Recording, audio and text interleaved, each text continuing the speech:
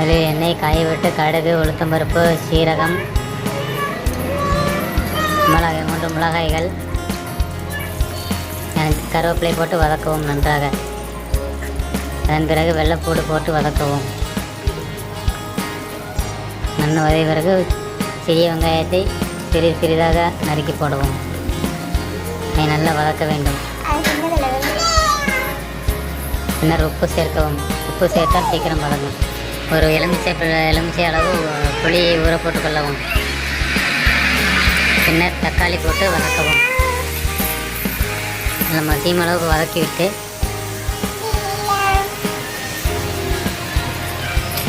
எல்லாம் மசிகிற அளவுக்கு வதக்க வேண்டும்.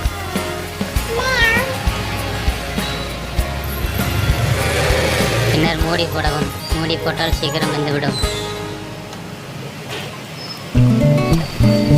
நன்றாக கிளறி விடவும், இல்லையென்றால் அடிப்பிடிக்கும்.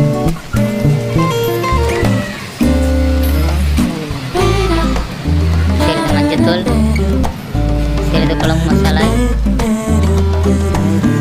போட்டு நன்கு கிளறவும்.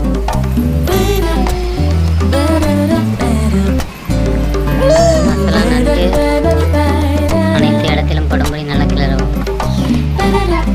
பின்னர் நறுக்கிய பாகற்காயை உள்ளே சேர்க்கவும். பாகற்காயை பச்சை வாசனை போகும் அளவுக்கு வதக்கவும். பின்னர் பாகற்காய்க்கு ஏற்ற உப்பை போடவும். போட்டு நன்கு கிளறவும். பின்னர் புளி ஊற வைத்த தண்ணியை ஊற்றவும். அனைத்தையும் போட்டு நல்லா கிளறி விட்டு ஒரு மூடியை போட்டு மூடி விட வேண்டும்.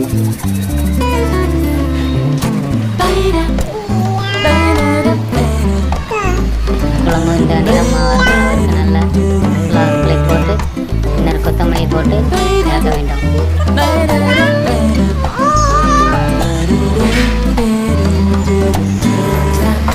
பின்னர் நல்லா வதக்கி விட வேண்டும்.